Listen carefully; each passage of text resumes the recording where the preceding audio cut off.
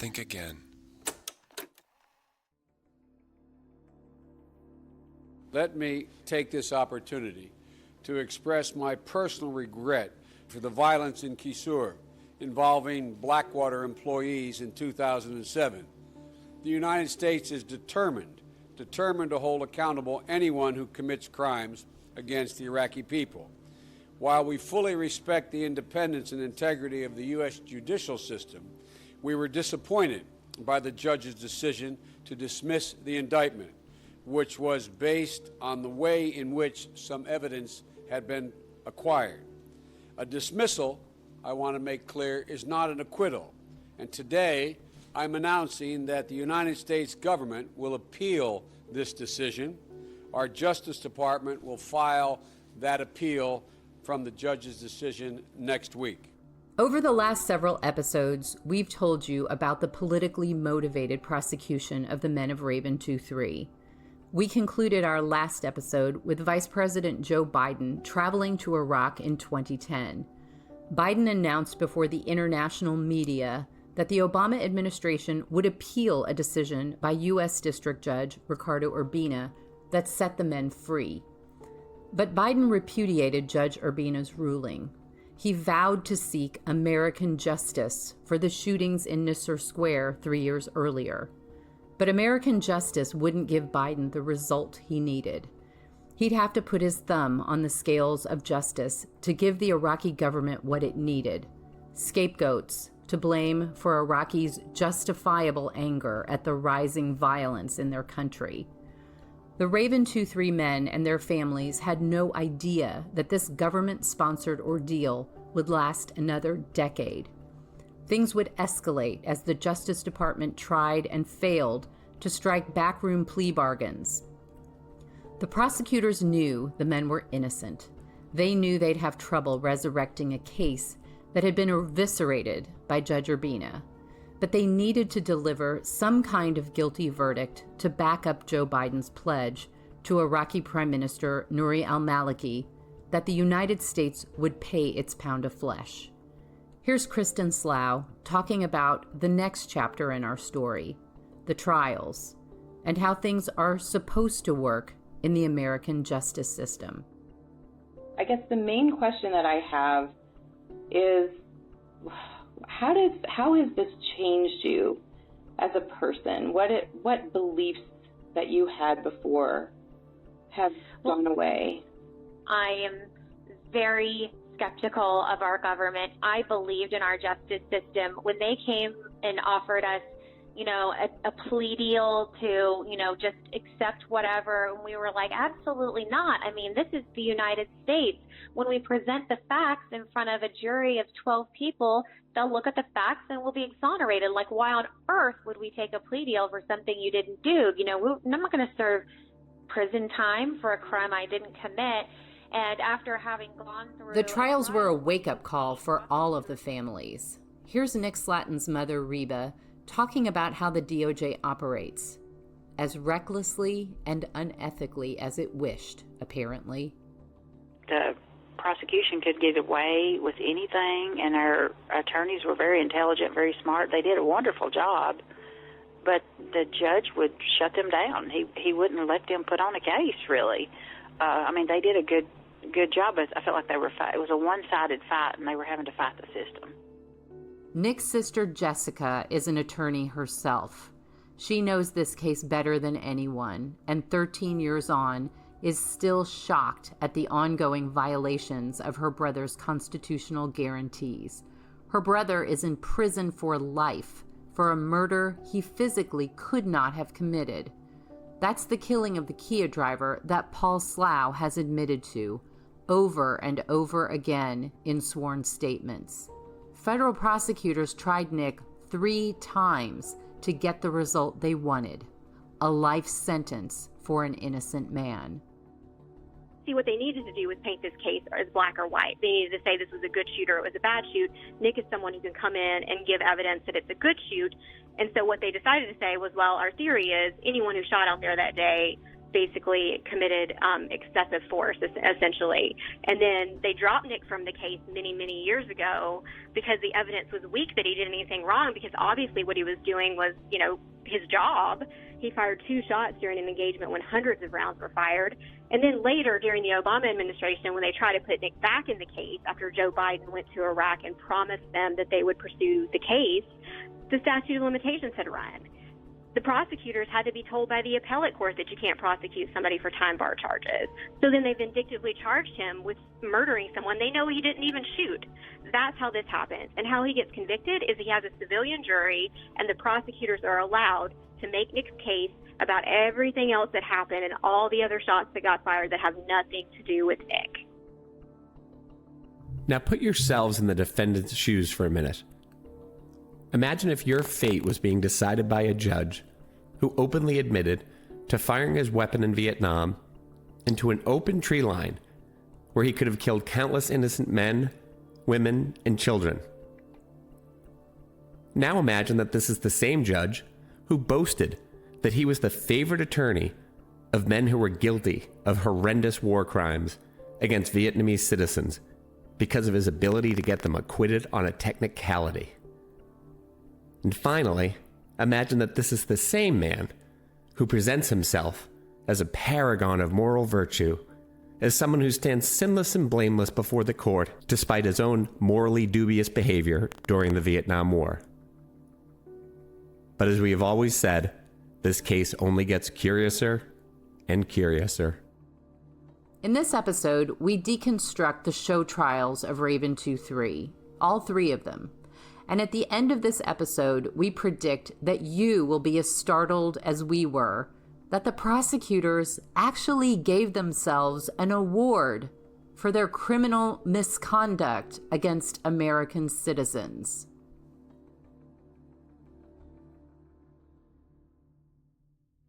We begin with one of the most unusual and lengthy criminal court battles you may ever hear about. It was one of the worst killings of innocent civilians by U.S. contractors in Iraq. The 4 guards claimed they were ambushed while escorting diplomatic officials. Washington convicted 4 former Blackwater security guards in the 2007 shootings and killings of dozens of unarmed Iraqis. From Think Again Studios, this is Raven 2-3, Presumption of Guilt.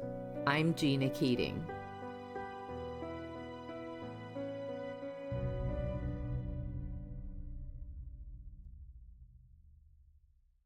It was bad enough that these men were charged again for a gun battle that the D.C. District Court had already ruled wasn't a crime. Like all Americans, Dustin Hurd, Paul Slough, Nick Slatton, and Evan Liberty had a right to a fair and speedy trial. But that's not what they got. It took the Justice Department more than 3 years to get new indictments in the Raven 2-3 case. And remember what New York State Chief Judge Solomon Wachtler famously said: "You can get a grand jury to indict a ham sandwich if that's what you wanted." 3 years. So no matter how they had to change the playbook, Joe Biden had promised to deliver American justice for the Iraqi people. Gina, that's a noble goal. But why does it mean sacrificing justice for American people? For Biden's fellow citizens? Paul Slough, Dustin Hurd, Evan Liberty, Nick Slatton. The very men Biden and other U.S. officials relied on to protect them when they visited Iraq. That's right. It wasn't the U.S. or Iraqi military that protected U.S. officials and State Department employees. It was the men of Blackwater. These men were literally willing to take a bullet for Biden and any other American to make sure that they were safe. In fact, everybody forgets that providing this dangerous protection was the origin of this tragedy. The men of Raven 2-3 went into a dangerous war zone to provide protection for a State Department employee. They faced enemy fire, and they followed the rules of engagement to protect themselves and the State Department employee. In fact, that State Department employee later said her life was saved as a result of these men's efforts. Tragically, innocent Iraqi lives were lost that day. And hundreds of thousands of more innocent Iraqi lives were lost as a result of the war that Biden himself championed and voted for. Biden's failure to take personal responsibility is the galling part of this press conference. And for him to grandstand that he was looking for justice for each innocent Iraqi life lost to war was hypocritical even by the most cynical political standards. The men of Raven 2-3 were in a breathtakingly violent war supported by Biden. Yet Biden tried to conveniently distance himself, not only from the war, but from any responsibility for the loss of any innocent life.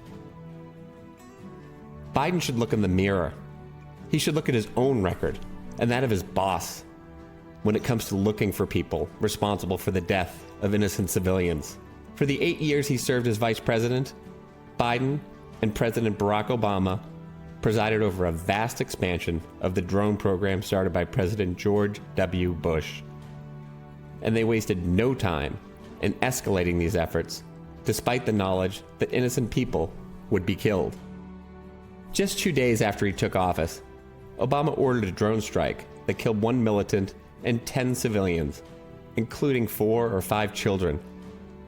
The government's own statistics show that at least 400 civilians died in that 8-year drone war, including 10 wedding guests in Yemen and 40 people attending a funeral in Pakistan. But the Center for Investigative Journalism in London puts that number at as many as 535 civilian deaths from the Obama-Biden drone war, including at least 60 children in just the first 3 years of the Obama presidency.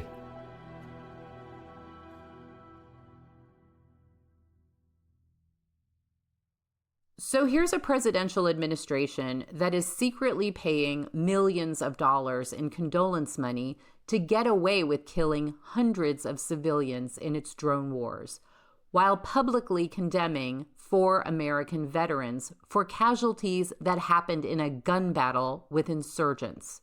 And worse, the DOJ finally admitted in its 2017 appellate brief that Raven 2-3 took incoming enemy fire. Yes, you heard that correctly. After a decade of claiming that Raven 2-3 fired wildly at nothing, the DOJ wrote in its court papers that the Blackwater convoy took incoming gunfire, and that's what set off the shootings. But there was no investigation and no prosecution for the civilian deaths that Obama was racking up all over the Middle East. It doesn't take long to listen to the men of Raven 2-3 talk about the deaths of innocent Iraqi people to instantly realize the gigantic contrast between their actual attitudes and the attitudes that the prosecution created out of whole cloth, the ones that demonize them as warmongers. Each time they have to talk about it, it breaks their hearts. Here's Eddie Randall, one of the Raven 2-3 team members who testified at all 3 trials. Civilians don't understand the mentality that you have to have while you're in a war zone, in any kind of combat area. Every time you had to pull that trigger and there was a human being at the other side of it, it takes a piece of you with it. How are you supposed to deal with that mentally? Obviously, it would not be true to say that Obama and Biden didn't have their own problems and wrestle with their own consciences over the murdering of hundreds of innocent civilians. But you can't help but notice the contrast between what Eddie Randall says and the way that President Obama and Vice President Biden characterize the deaths. It's more abstract. They speak more in euphemism. It's something they just personally cannot relate to because they've never been in war. They speak about it in the most clinical terms, citing collateral damage as inevitable and trying to strike a balance between the number of terrorists that are killed and the number of innocent civilians. Another decorated military veteran cautioned the Obama administration about its drone policy. Ironically, it's another veteran that is demonized by the press and being hounded by the Department of Justice, General Mike Flynn. Flynn said that, quote, "Drones do more harm than good." He went on to explain that they were unreliable in targeting enemy combatants. He didn't like the fact that they put too many innocent lives at risk. But you'd never know that from the way General Flynn is portrayed in the media. Still, that's not the only black eye on this administration, which vowed to find a more peaceful path. Hillary Clinton's State Department came under fire from Congress for her handling of an attack by Islamic militants on the American diplomatic compound in Benghazi in 2012. Attorney General Eric Holder got in a hot water with Republicans in Congress for Operation Fast and Furious. That was a secret program that allowed smugglers to bring weapons into Mexico so they could be traced to drug cartels. Operation Fast and Furious came to light when an American DEA agent was murdered with one of the smuggled guns. How many more Border Patrol agents would have had to die as a part of Operation Fast and Furious for you to take responsibility? I'm not claiming to be a perfect person or a perfect attorney general. I get up every day and try to do the best job that I can. I have great faith in the people who work in the department. And, that kind of question, I think is frankly, and again, respect, I think that's beneath a member of Congress. Come on. From December 15th until the end of January, you don't learn about a gun-walking operation ongoing in your department? And I'm supposed to go home and tell my constituency that that's the facts? Mr. Attorney General, I have a hard time believing that. In the absence of an indication that these inappropriate tactics were used, you have here a tragic death connected to an ongoing federal matter, an ongoing investigation. Unfortunately, that happens all the time. Holder was too busy to find 5 minutes to place a call to apologize with the family of the murdered DEA agent, to express just a bit of sympathy. Have you apologized to the family of Brian Terry? I have not apologized to them, but I certainly regret what happened. Have you even talked to them? I have not. Yet Biden found time to travel halfway across the world to apologize to an Iraqi government backed by Iranian terrorists and accuse innocent American veterans of war crimes. The double standard is sickening.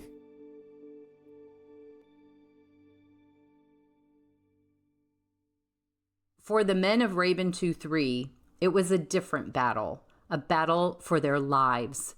It was 3 years of mounting legal bills, of veiled threats and bullying by prosecutors. They were hounded by FBI agents who trailed them through their hometowns in search of anything they could use as leverage. Here's Nick Slatton talking about it. It was just obvious that we were being surveilled at some points. And they were also driving around the community and asking people questions about me and stuff like that. They were doing their investigation, trying to dig up dirt on me because they didn't have any evidence, because I'm innocent. That's what they do when they don't have evidence. They try to make you look like a bad guy. Mike, this was an organized campaign to force them to take plea deals so the government didn't have to put on this non-existent case. And Gina, it's about so much more. It's about character. Here are the ultimate questions about friendship, honor, and loyalty. Would you lie about your behavior or accuse your own friends of crimes that they did not commit if it would spare you a lifetime behind prison bars? I know we all would like to respond yes. I don't know if I'd have the courage. But these 4 men did. And until the day they were resentenced, 12 years after the Nassau Square shootings, they were offered plea deals yet again. But they said they'd rather go back to prison than confess to crimes that they did not commit. The government was clearly shocked when these guys wouldn't take their deals. I think 95% of the people in D.C. take deals from the government. They were in uncharted territory here. So what did they decide to do next? When it became clear that these 4 men wouldn't turn on each other, the Department of Justice had to put on its case. This was to be a show trial to assuage the anger of the Iraqi people and the guilty consciences of the 76% of Americans who supported the Bush administration's decision to go to war with Iraq. 12 years later, Americans were sick of the Iraq War, sick of the images of the hundreds of thousands of civilians killed and maimed and made homeless by the insurgency and the American occupation. In other words, we as American citizens screwed up, and somebody had to pay. But this political theater still required one key role: a willing ally on the bench, a judge who would help them turn a gun battle between American contractors and insurgents and the most dangerous city in the world into looking like the Manson family, walking in on the innocent people in Cielo Drive. They also needed a venue that was hostile to the war, and especially to the idea of privatizing government functions, for example, hiring military contractors. The prosecutors wanted to pick jurors who knew exactly who Eric Prince was and who despised what Blackwater stood for. And last, and most important, they needed a docile and obedient group of journalists who wouldn't ask too many questions, who wouldn't dare jeopardize their important relationships on the Hill, and would helpfully vilify the defendants and the national press. The theater, the federal court in Washington, D.C., the audience, the D.C. press corps, and in his starring role, U.S. District Judge Royce Lamberth. This is Reba Slatton talking about her experience with American justice as practiced by Judge Lamberth. We just thought that the system was going to work for Nick and he was going to be freed. But as we sat day after day and the shenanigans of that courtroom and how it was handled, the judge was terrible. And I know we're not supposed to trash anybody, but I just feel like he wasn't working with the law. I feel like he was emotional, and he would sleep a lot too. Let's talk about this setup for a bit. Venue, where a case is tried and the jury pool comes from, is critical to every criminal case. The Sixth Amendment to the U.S. Constitution guarantees a speedy and public trial in the state or district where the alleged crime was committed in front of an impartial jury of peers. This case could not be tried in Baghdad under Paul Bremer's Order 17. That's the rule that exempted American military forces and military contractors from Iraqi law. So where to try them? These men had returned to their small towns: Maryville, Tennessee, Sparta, Tennessee, Keller, Texas, and Rochester, New Hampshire. At the time, Donald Ball also was a defendant, and he lived in Salt Lake City, Utah. Ball was the first to surrender in his hometown, and the defense attorneys agreed that the other four men would accept that venue.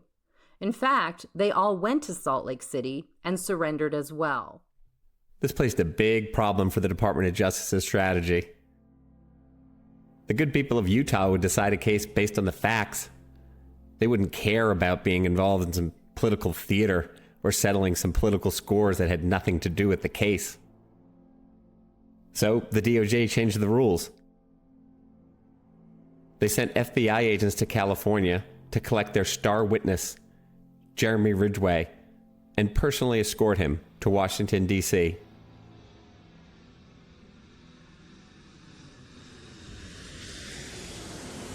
When the plane touched down in D.C., the agents cuffed Ridgway and officially arrested him.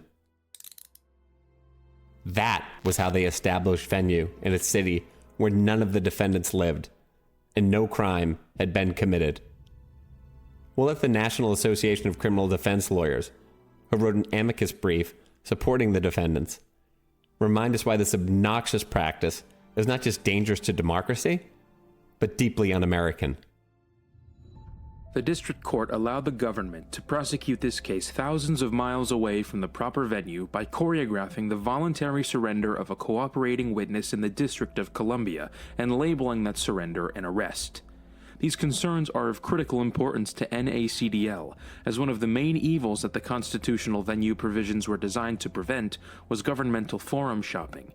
In the Declaration of Independence, for example, the founders condemned King George for extraterritorial forum shopping, namely for transporting us beyond seas to be tried for pretended offenses.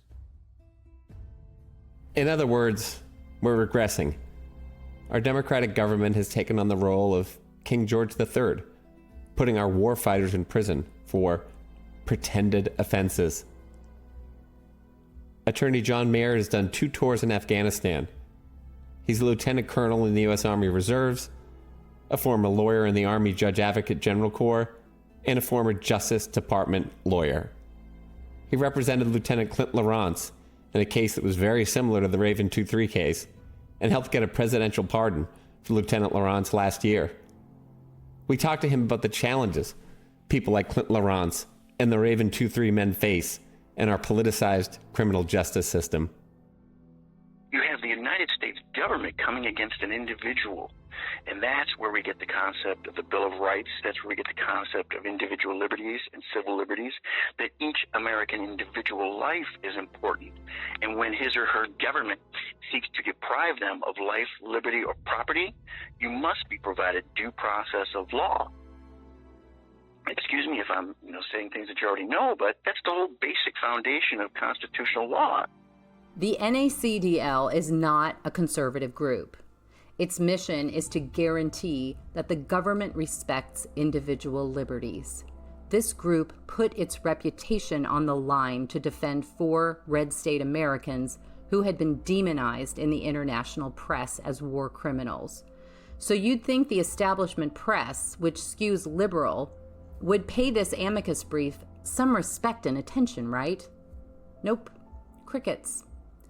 Back before the American Revolution, Mike, you had pamphleteers like Thomas Paine and Ben Franklin to challenge the king on individual liberties and goad the colonies toward democracy. They risked their lives to call the powerful to account. Not anymore. And now we come to the part of the story that is deeply upsetting to me as a journalist. I'd like to say that the DC press was bumfuzzled by the government's duplicity. In fact, they were just lazy and too comfortable in DC's Machiavellian fishbowl to do what journalists are supposed to do: question authority and piss off the people in charge. But there were several journalists who understood the gravity of this story and its importance to every American. None of them works in Washington, D.C. When I was trying to understand this story, I found an excellent series by Harrison Thorpe, editor of the Rochester Voice in Evan Liberty's hometown. He had to work to get the story, and he went into it with the same doubts I had. This is Harrison Thorpe. When I first read about it, I saw the 4 faces of the defendants, and I got to tell you, I said, boy, these guys don't look like monsters. I don't know, but I guess they did it because the overwhelming press coverage was all that they had done it, that they were reckless, maverick, Blackwater thugs, and they finally got what was coming to them. Tried to get a hold of people that might know them. No one could help me. And then I think it was probably in 2016, maybe 17, I go to the Rochester Country Club to do a story on Sims Golf.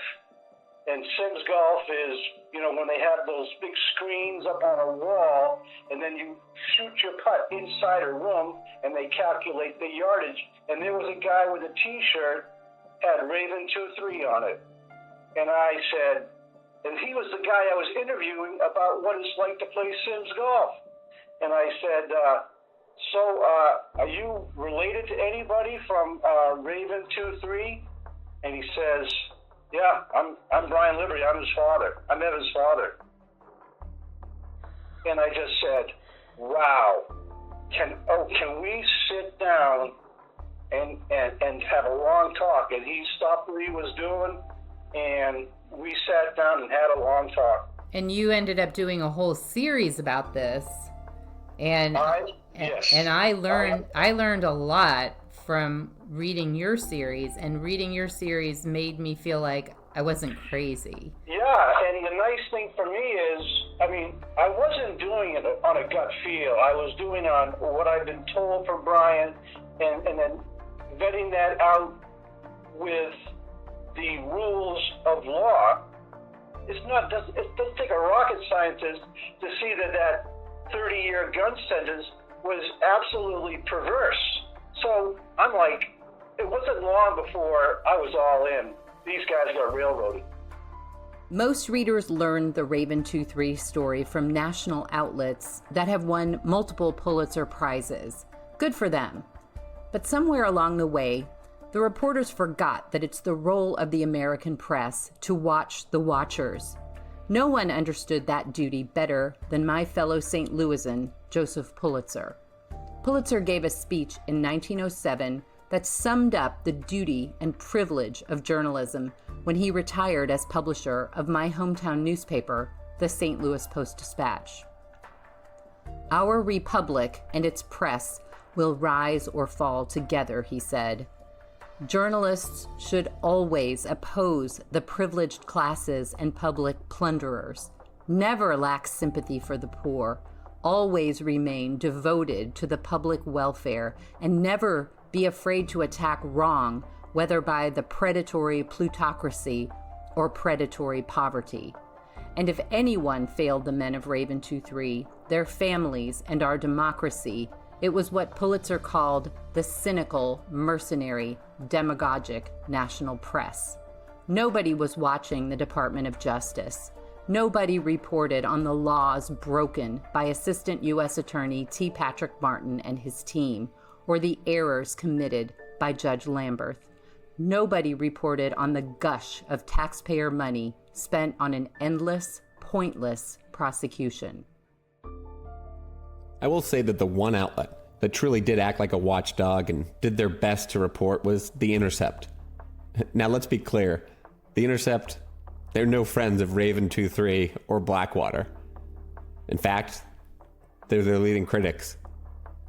But they were equally critical of the behavior of the Obama-Biden administration and their drone program. We're not looking for an amen choir here. We just want an adversarial press. I always look at The Intercept as a great example. I think they have it wrong when it comes to Raven 2-3, but it's not out of any ideological axe to grind, other than a seemingly reflex suspicion against anybody involved in the war effort. But The Intercept applies that suspicion equally to all players, regardless of political party. For that, they deserve praise. Unfortunately, there were not outlets like The Intercept covering the actual trial for the men of Raven 2-3. At this point, the public had largely lost interest, and the Washington Post masthead gets it right. Democracy dies in darkness.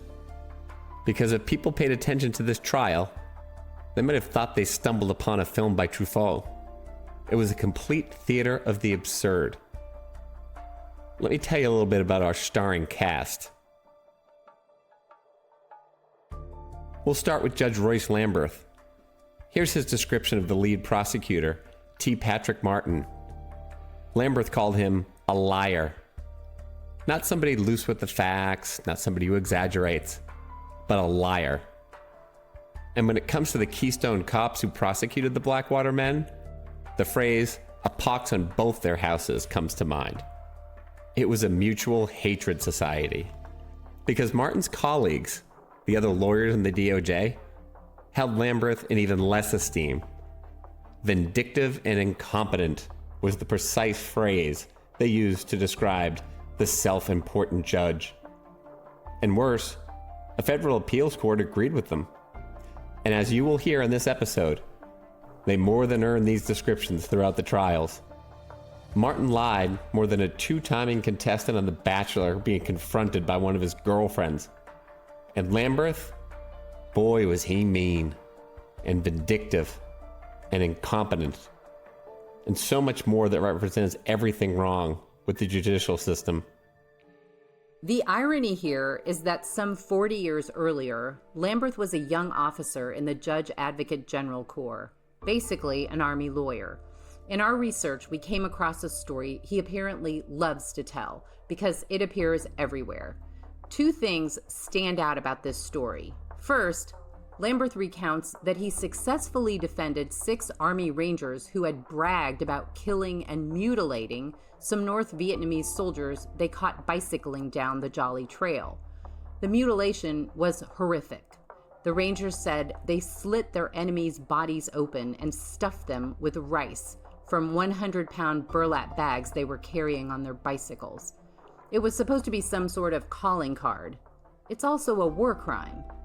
But Lamberth successfully argued that if the Army couldn't produce the bodies, the Rangers couldn't prove themselves innocent. No bodies, no crime. Remember that when you hear how he ruled against Paul Slough, Dustin Hurd, Evan Liberty, and Nick Slatton. The second irony is that Lamberth recalls with great levity that he freaked out when the engine quit on the Huey that was flying him and the Rangers back into the jungle to search for the bodies. An engine failure caused the Huey to fall from the sky about 100 feet off the ground. Lamberth assumed the crash meant that they had been shot down. He and the Rangers fired like hell into the tree line, at no discernible target and near a village full of civilians. Judge Lamberth was not assigned to the case of Raven 2-3 in the usual way after Judge Urbina retired in 2012. That random assignment fell to Judge Richard Leone. But 20 minutes after the clerk stamped the complaint with Leone's initials, Judge Lamberth reassigned the case to himself. We contacted Judge Leone and the court clerk to get to the bottom of this reassignment. We're still waiting for a return call.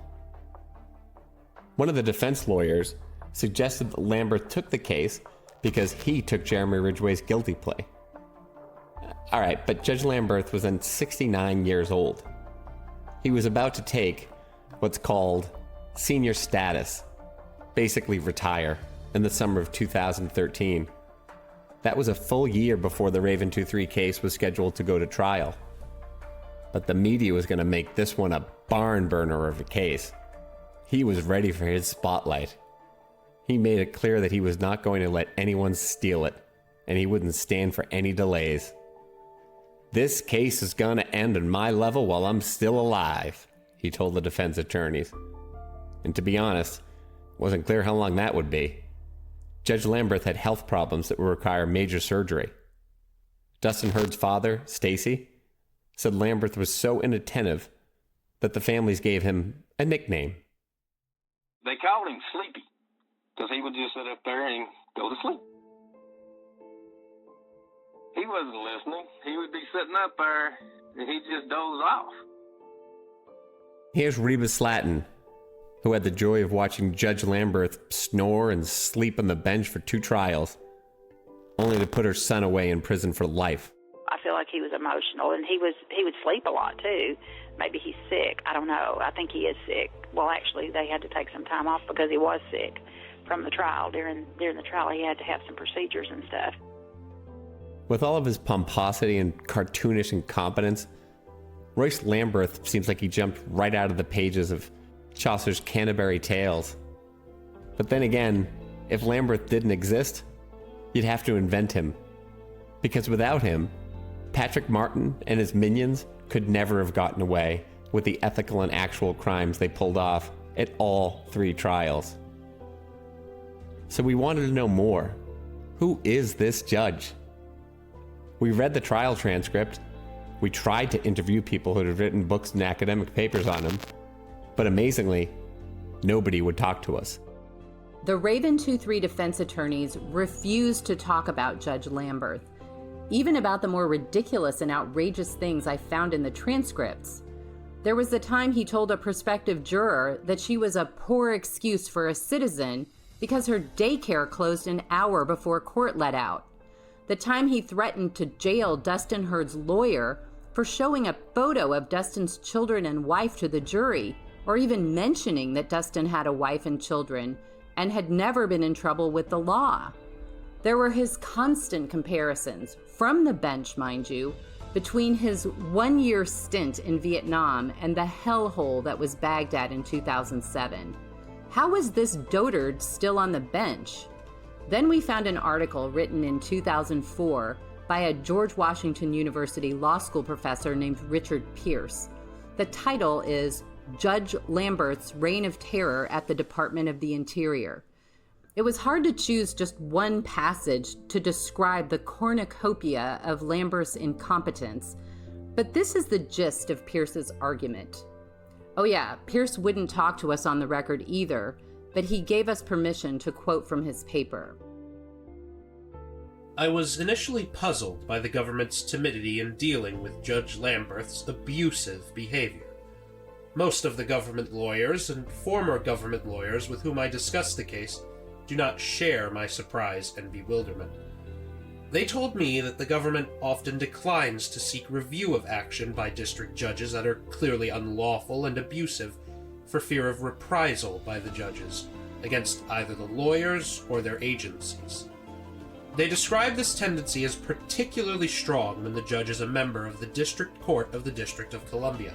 The judge has a reputation as ruthless and vindictive, and the primary costs of the abusive behavior are borne by government employees, rather than the government itself. He routinely uses threats to induce lawyers, witnesses, and other government employees to take positions he favors, and to refrain from taking positions he disfavors. 2 years after Pierce wrote his article, the D.C. Court of Appeals took the rare step of throwing Lamberth off the Department of Interior case for bias. That has happened only 3 times since 1893. 3 times in 127 years, in case you're wondering. Lamberth was born in Texas, but literally has spent his entire career in Washington, D.C. He actually shows up sometimes at political functions in a cowboy hat and boots. What do you call folks like that in Texas, Gina? All hat and no cattle? Another part of his carefully manicured personality is that he's a shoot-from-the-hip kind of guy. Other people think of him more as a loose cannon. But as one attorney told us off the record, Lamberth doesn't care, just as long as you consider him heavy artillery. Lamberth started his long civil service career as a federal prosecutor in 1974. Ronald Reagan appointed him to the bench in 1987 after reading a news article about how Washington civil rights lawyers hated him. Reagan mistakenly believed that here was a maverick. But this guy was no maverick. Civil rights lawyers had good reason to still hate him. Gina, my dad was a defense attorney. I could almost understand it if Lamberth was operating from a moral compass that looked out for the underdog and saw himself as a voice for the voiceless. But the reality is the opposite. In one of his more recent decisions, he displayed a reckless disregard for justice that was divorced from common sense, even by his lunatic standards. Gina, you're much better at this stuff than I am, so could you give us a quick summary? And trigger alert, this is a heartbreaking story, followed by an even more heartless verdict.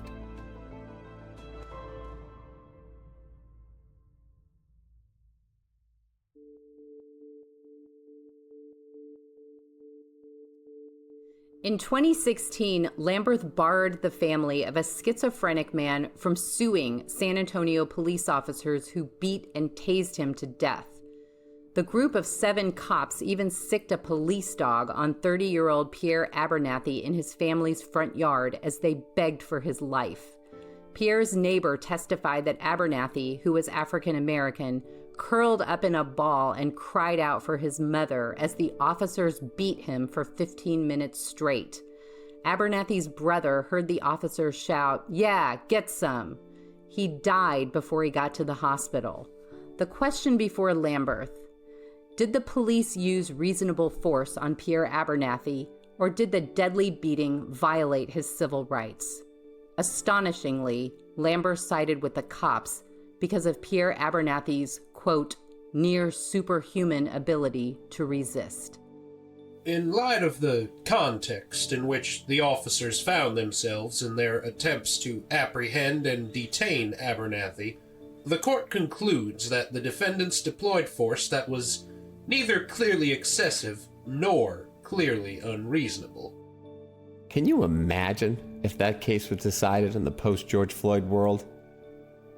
In fact, I hope that there are journalists right now reviewing this case complete with its frightening reference to a black man as having near superhuman ability to resist. Those sound like words directly from Jim Crow. As cozy as Lamberth was with the San Antonio PD, he was the opposite when it came to the Clinton administration. He resorted to all types of schoolyard bullying tactics. Rather than get into the details, let's just remember what Clinton advisor and political guru Jim Carville said about it all. Asked for his opinion on Lamberth, Carville crystallized how many people regarded him. Lamberth, Carville said, as an asshole.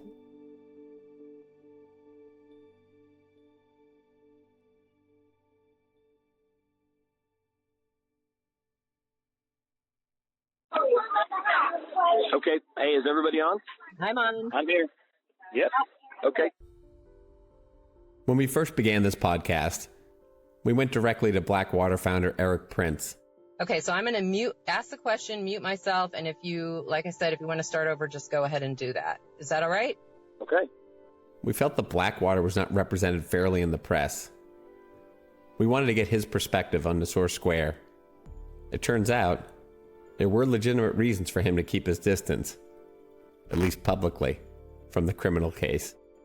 Blackwater kind of became Kleenex, right? The generic term for an armed security contractor, and dozens of times we'd be called and said, hey, some of your guys got hit here, or some of them were involved in a shooting there. And when we investigated it, because of course we were able to track all the vehicles in real time, we'd go back to whoever called us and say, well, that wasn't our people at all, because we didn't have any vehicles within 50 miles of there. And they'd figure it out with someone else. But for the media, who were not as honest or objective in reporting the goings-on of the conflict, they immediately would lump it into one basket. I'll tell you who got lumped into one basket. The men of Raven 2-3 got lumped into Eric's politically radioactive basket and went to prison for it. The jury foreperson who voted to convict Nick in his third trial told the Washington Post not to print his or her name for fear of retribution from Blackwater. By this time, the company hadn't even existed for almost a decade. So I don't buy Eric's excuses. He owed these men and their families more than the insignificant amount that he and his company spent on their defense. He supposedly commissioned a report on the Nisour Square shootings that showed that some of the victims were shot with AK-47 rounds, not American bullets. That report was done by the same prosecutor that the U.S. government hired to prosecute Saddam Hussein. So why wasn't it handed over to the defense? I tried to track it down for a year with absolutely no help from Eric, and I got nowhere. So it's maddening to hear this.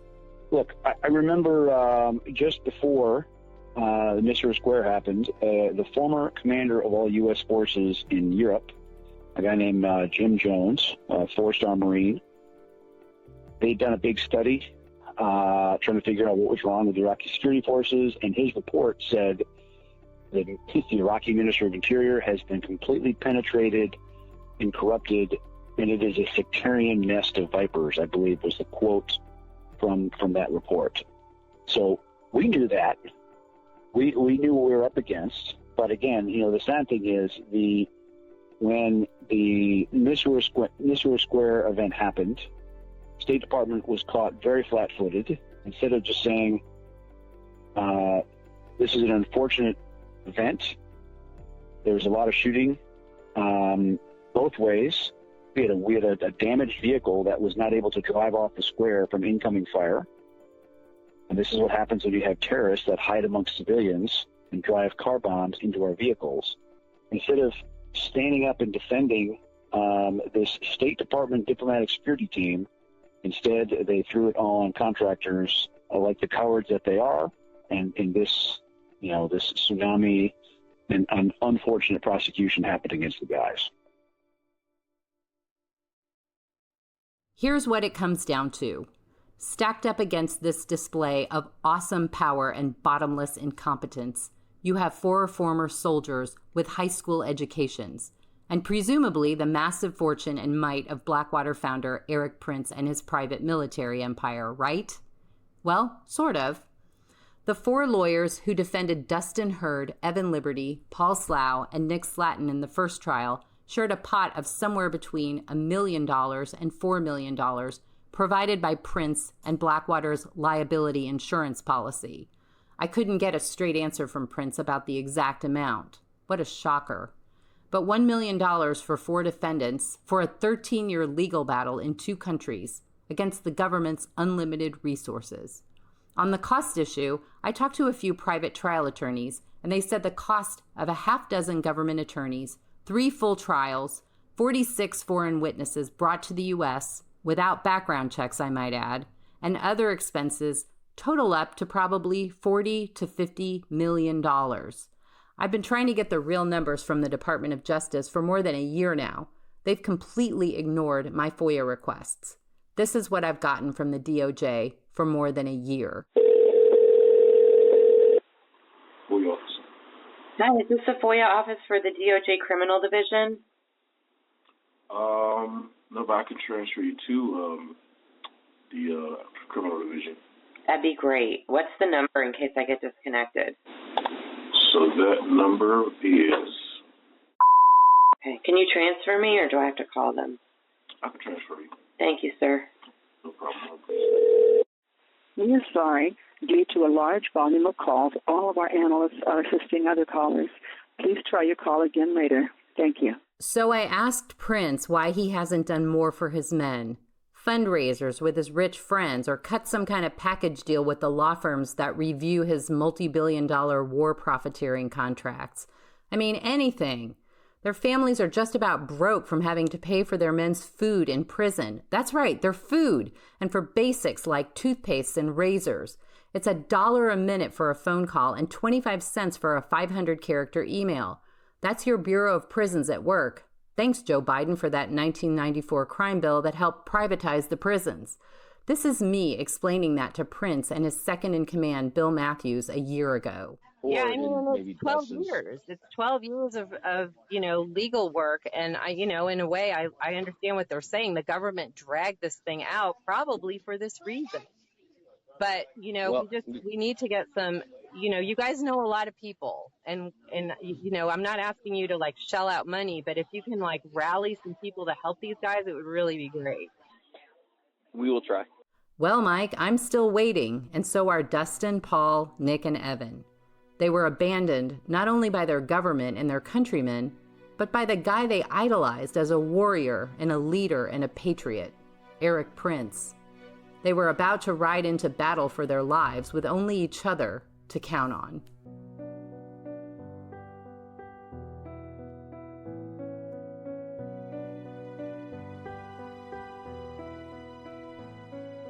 Raven 2-3 is a production of Think Again Studios. It's written by Gina Keating and Mike Flaherty. Our producers are Ashton Smith, Gina Keating, and Mike Flaherty. Executive producers are Chai Ling, Lindsay Fellows, and Valerie McGowan. Mitchell Weinbaum and Jonathan Compton edited this episode.